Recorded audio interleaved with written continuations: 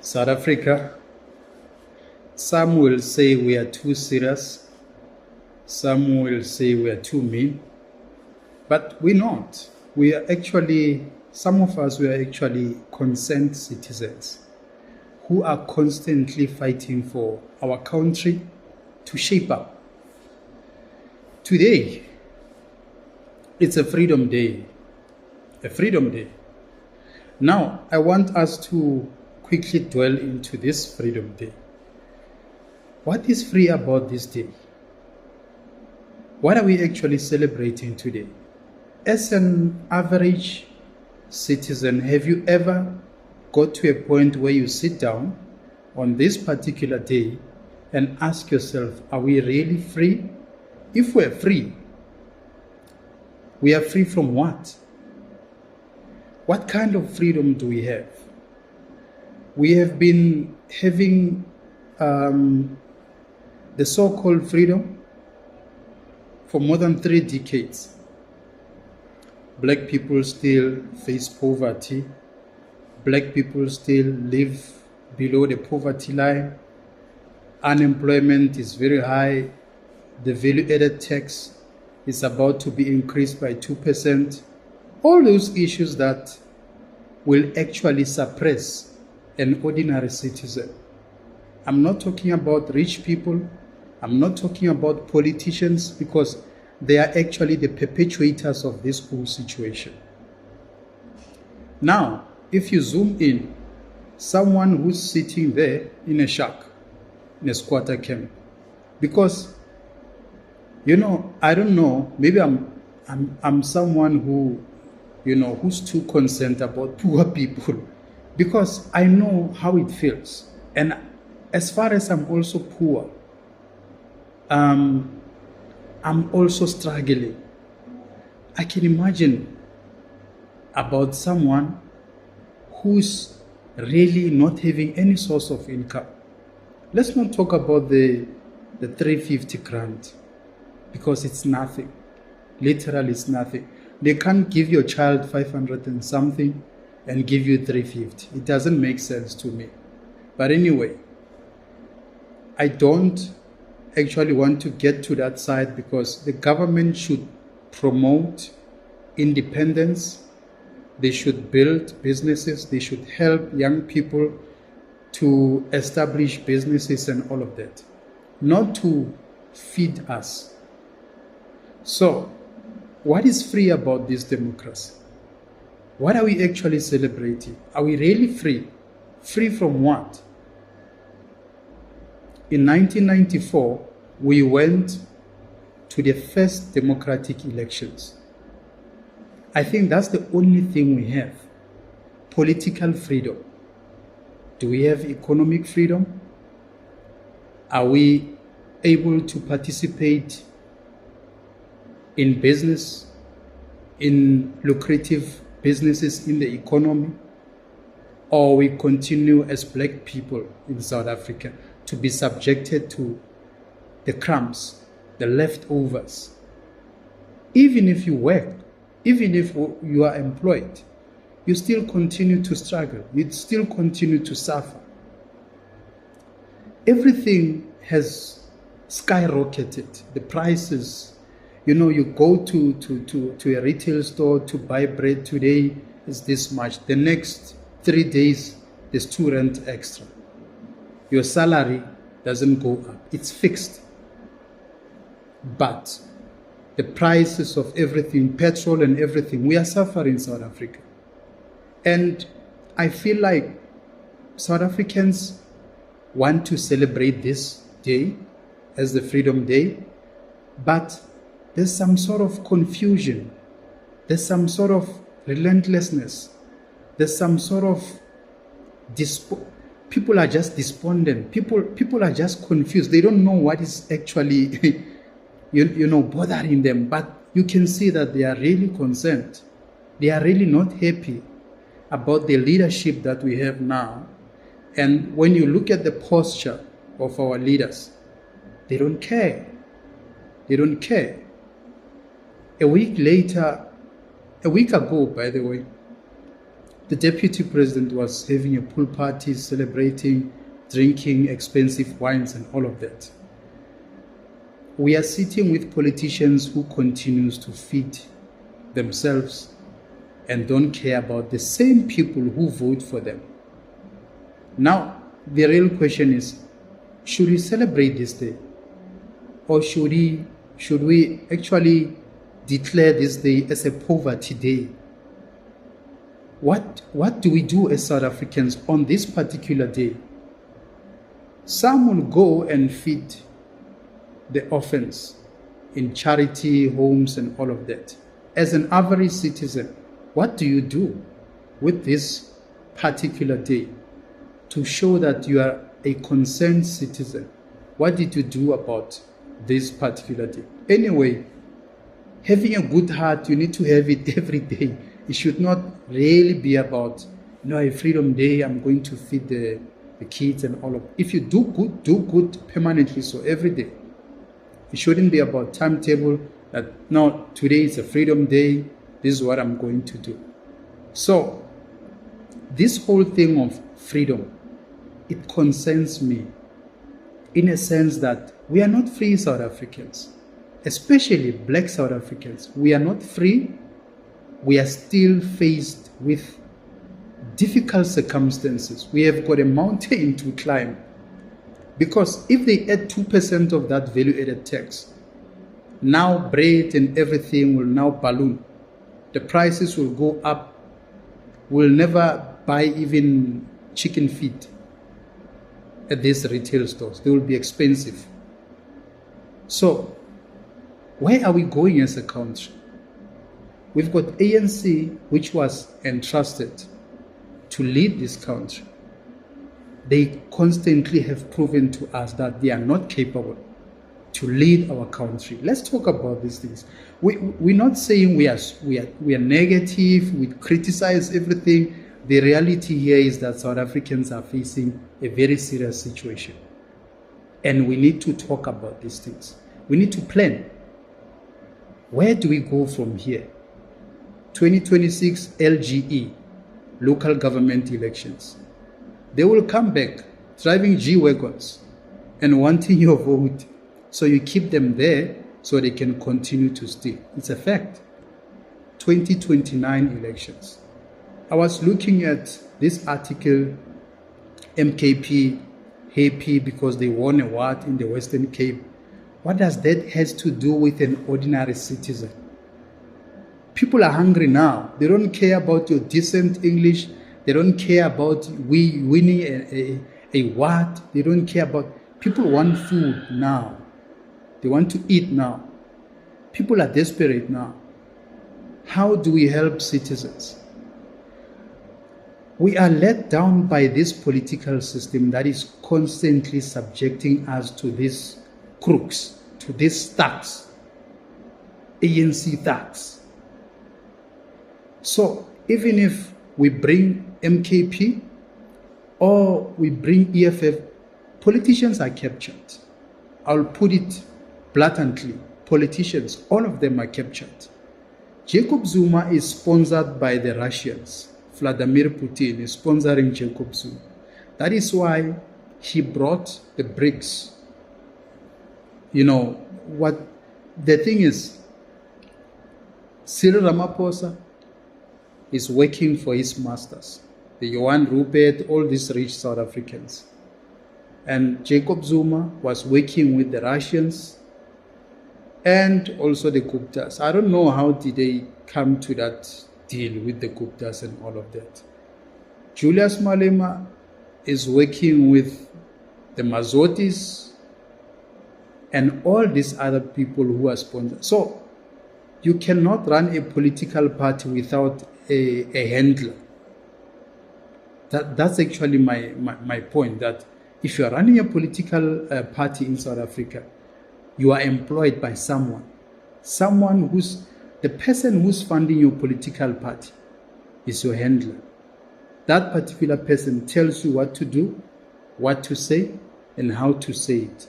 And they give you the mandate, and you need to push the mandate. And you cannot off-ramp and do something else.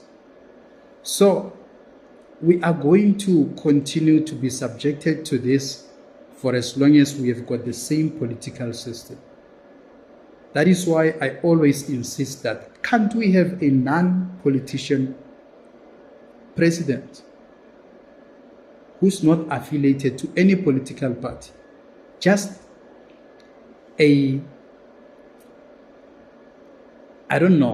someone who's just neutral, a neutral person who will run this country. You know, you look at countries like Burkina Faso, they've got Ibrahim Traore there. The gentleman is doing a good job. He's actually reconstructing his country. He's actually pushing the colonizers away. He's pushing Emmanuel Macron away, that listen, let me run my own affairs. Take out your military. I'll remain with my military. I'll train these people to defend my country. He is from the military environment himself. He doesn't wear a suit, that man. So can't we have that kind of commitment to say, you know, you cannot run a country without a vision. Where do you want to take your country? You are just running a country. You are just enjoying gala dinner, convoy and all of that. But you don't have a vision. You don't know where you are taking your people. You are leading your people into the rivers. Huh? You are going to lead people directly into the river so that they can just be swept away. I don't understand people. Maybe we see these things in a different, way, or someone can have a different perspective, but I'm very much concerned about, especially when this kind of holidays comes, that it's a freedom day. What is free about the freedom day? The only way to celebrate this day is just to gather with your family, but we are not really celebrating the day itself because there's nothing free. We are actually treated as second-class citizens in our own country. Politicians continue to perpetuate corruption, to work with criminals, drug dealers. Nothing is changing. Crime is very high. Illegal immigrants commit crime deliberately without a shame, broad daylight, because they know there's no fingerprint. Nothing. No police will ever be able to trace them. How are you going to trace someone without fingerprints? Illegal immigrants are crossing into our country on a daily basis, day and night. When they get here, what do we expect them to do? They can't be employed. They don't have any form of identity. So they are going to steal, to commit crime, to survive, to try to make ends meet through crime. Pure, that's it. So all these problems are actually perpetuated by the ANC government. The same Mandela went there, Mozambique, and took the first lady, the former first lady, and took him to South Africa to make her the first lady here, the first of a kind in history. She agreed, by the way. Money talks, the rest walks.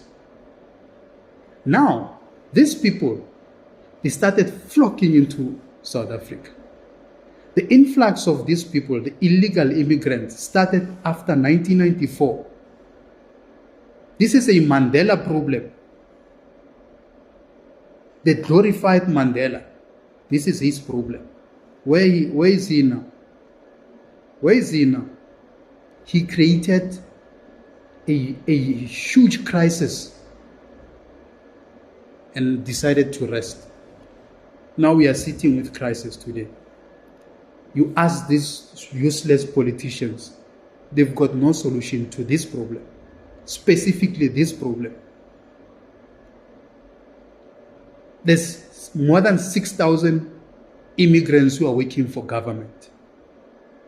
Where are South Africans going to work? Where? Yeah, well, we are fine. They are our brothers, they are our sisters, and we don't have any issues. But they remain guests. And they must not be cowards. They must go back to their country and fix their problems. They must not overcrowd us here.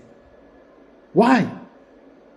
Why are they overcrowding us here? They left their countries,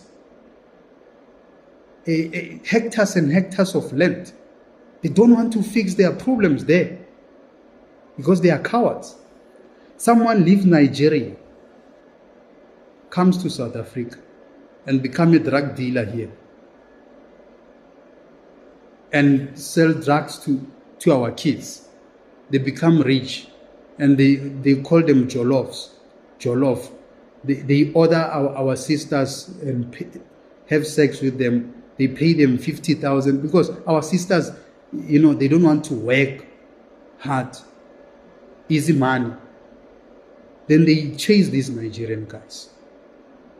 Then if your country is that poor that you had to leave it to come here, why when you have money you don't go and develop your country that side? Why don't you do that? It's so sad that Africans have lost the vision. As Africans, we love them. They are our brothers and sisters. But the reality is that they must fix their countries. They must not stick around here and overcrowd us and continue to destroy our country.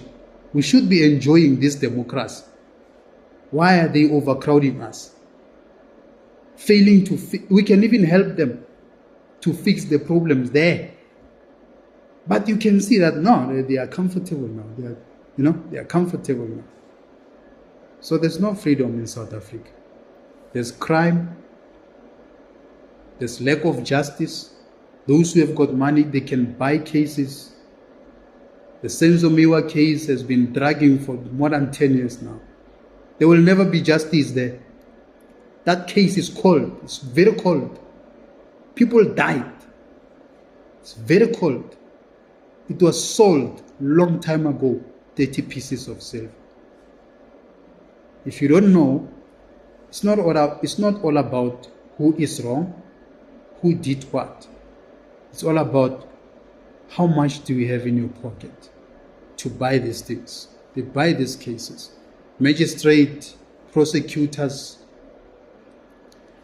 they buy these cases. It's very cold. The AKA case will also be part of the deal. It will get cold. 10 years, before we know it, 10 years. There's no justice in South Africa. No. And if you are a black South African, the chances that you can wake up the next morning in prison are very high. Very high. Look at Nota, La Vida, Nota Balo, Mhlamu. Look at Dr. Kehleles. It's painful to be a man in South Africa. We should learn few lessons from those two men. They're going through a rough patch. It's hard. Who's guilty, who's not, who did what? I don't want to get into those things. But it's painful to be a man in South Africa because there's a war waged against men.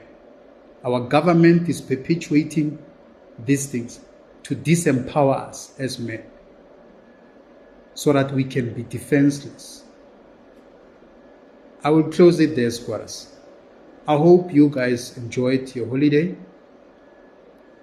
the Freedom Day of not being free, because we are not free from anything. We are still captured. We are still economically excluded. There's no transformation. Whatever you do fails, and you will be frustrated. Why? No, it's a system. It's a system that you cannot see. They set it up so that you can constantly fail. You don't understand what actually is pushing this. It's a system. Let's hope for the best, South Africa. Let's continue to engage and talk about these issues because I foresee crisis, real crisis. Thank you, Skwatta. And thank you to those who have subscribed. Thank you to the people who watch my content. Let's continue to grow this channel. I'm so grateful, and I'll always be humble. My Skwatta community, I'm so grateful to have you. Thank you, South Africa.